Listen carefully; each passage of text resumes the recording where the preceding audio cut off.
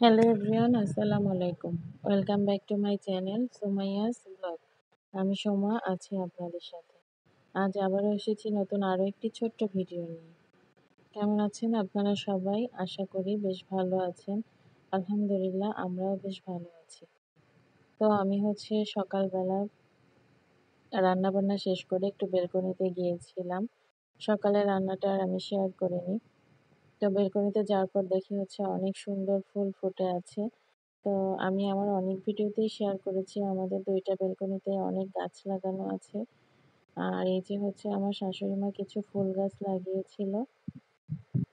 আর সেটাতে অনেক সুন্দর বিভিন্ন কালারের ফুল ফুটেছে। দেখতেও অনেক সুন্দর লেগেছে। তারপর আমি দুপুরে রান্নার জন্য আসছিলাম। তো আজ আমি ছোট মাছ রান্না করব। মাছগুলো একেবারে ছোট না, আবার একেবারে অনেক বেশি বড় সাইজেরও না। আর আজ ওর বাবা বলেছিল এর ভিতরে একটু আলু দিয়ে রান্না করতে, তাই আমি মিডিয়াম করে একটু আলুও কেটে নিয়েছি।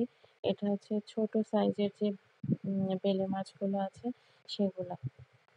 মাছগুলোকে আমি সুন্দর করে ধুয়ে নিয়েছি। তারপরে এখানে তেমন কোনো মশলা ইউজ করিনি, শুধুমাত্র পেঁয়াজ, কাঁচামরিচ, হলুদ, লবণ এটাই ইউজ করেছিলাম।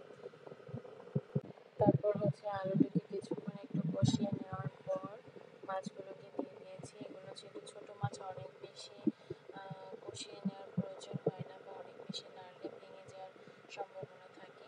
তো আপনারা এখনও যারা আমার এই ভিডিওটি কন্টিনিউ করছেন, তারা চাইলে ছোট্ট একটা লাইক দিয়ে আমার এই ভিডিওটিকে কন্টিনিউ করতে পারেন।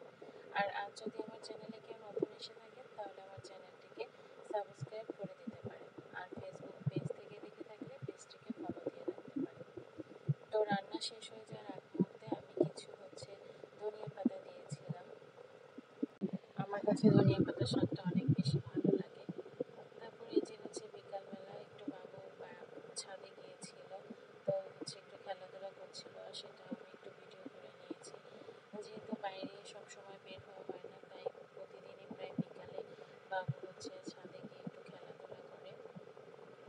যেহেতু বৃষ্টি বৃষ্টি ভাব, আকাশটা একটু মেঘাচ্ছন্ন থাকে, আর তখন একটু বেশি বাতাস হচ্ছিল, যার কারণে বাবুগুলো উঠলে অনেক বেশি ভালো লাগে।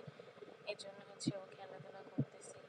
আর এই যে আমার শাশুড়ি মা গ্রামের স্টাইলে যেমন কাঁথা সেলাই করা হয় সেভাবে, তো সে প্রায় এভাবে কাঁথা পেতে থাকে। তো এই যে দেখেন, দা বটি ঘরে যা কিছু আছে সব কিছুই নিয়ে এসে যুদ্ধে লেগে পড়েছে। আর এটা আসলে আমার অনেক বেশি হাসি পাচ্ছিল, এই জন্যই আপনাদের সঙ্গে শেয়ার করলাম। তারপর এই যে সুন্দর একটু আকাশে চাঁদ উঠেছিল, বাবু বারবারই বলতেছিল, আর তখন আমি একটু ভিডিও করে নিয়েছি। তো আজ এই পর্যন্তই, ভালো থাকবেন সবাই, আসসালামু আলাইকুম।